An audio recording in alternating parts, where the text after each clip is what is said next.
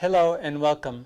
My name is Biagio Mazza, Pastoral Associate at St. Sabina Parish in Belton, Missouri, and I'm here to welcome you to another Do You Know series question. As we continue our series on Pope Francis' apostolic exhortation, Rejoice and Be Glad, today's Do You Know question is, do you know who is called to holiness? Pope Francis begins his document with a clear and specific purpose, and I'd like to just quote that to you. He says that, my modest goal is to repropose the call to holiness in a practical way for our own time, with all its risks, challenges, and opportunities. And so Pope Francis sets that goal, and with this first chapter, he immerses us into reproposing the call to holiness for our time and our age. And so he begins with this whole notion of saints.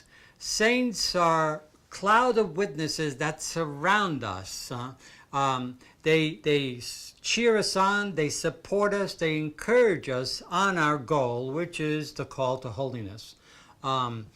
These are saints who have gone before us, our grandparents, our parents, our loved ones, those who we have known and respected, who are now with God, who continue to be with us and connected to us, because death does not separate us from those who have gone before us. They continue to care and cheer us on and support us as we continue to pray for them as well. And so saints are those who are recognized by the church as being with God, and others who are with God that have not been recognized by the church but are still saints. But Francis extends the understanding of saints to all of us, the saints among us, the saints next door, our neighbors, what he calls the middle class of saints. And what he insists throughout is that we are all called to holiness. We are all called to holiness in terms of taking on the mind and heart of Christ and allowing that to suffuse all of our actions and all of our encounters that we do in everyday life. Now, holiness grows through very small gestures in our lives. Things like not spreading gossip. Like listening to others with patience and understanding when we might not feel like it. Also like saying kind words instead of harsh words in response to people's reaction, especially those who are in need of those kind words and supports and so on. Our everyday encounters in our everyday life are not meant to be perfect, by the way. There are many times that we falter, we make mistakes, we do missteps along the way. Francis insists that in our call to holiness and our journey to holiness, it's not the individual actions that we are to examine, but a person's whole journey on their faith journey, their call to holiness. And it's that is more important than an individual misstep or an occasional mistake and so on. We are human beings. We're not perfect. As a matter of fact, we can recall Mother Teresa's line with regard to God calls us not to be perfect, God calls us to be faithful. And so fidelity to the path of love, fidelity to God's call to us, taking on the mind and heart of Jesus, is what the call to holiness is all about, and is how we grow and continue to enhance our call to holiness. To do this effectively, Pope Francis taps into his Jesuit tradition, and he encourages all of us to be contemplatives in actions. Now, contemplative in actions means that in all of our daily actions and those small things that occur in our everyday life, we are to bring in the mindset, the worldview, and the perspective of Jesus, who modeled for us what being faithful to God's ways were all about.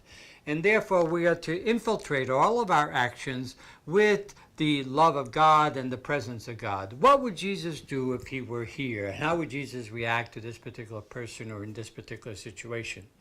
Now, it's really important, in order to cultivate this contemplative aspect in all of our actions, we need to take time to step back for silence, for meditation, to really listen to God's word and how God speaks to us and how God directs us in our everyday actions.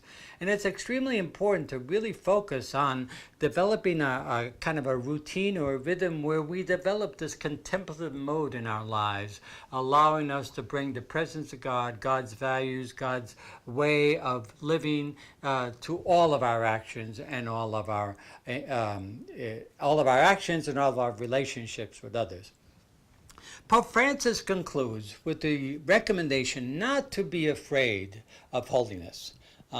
Holiness is for all. It's not restricted to the ordained or the religious, but we are not to be afraid of it because many people think that being holy removes our energy, our vitality, our enjoyment of life. But he says no. If anything, the responding to the call of love and on the path of love actually gives us more energy and enables us to really be fully the kinds of persons that we are and that God intended us to be. As a matter of fact, he recommends that to call to holiness and responding and growing in that makes us not less of a person, but more of a person, because it really allows us to tap into what God intended, what God created us for, and what God intends us to be as full human beings.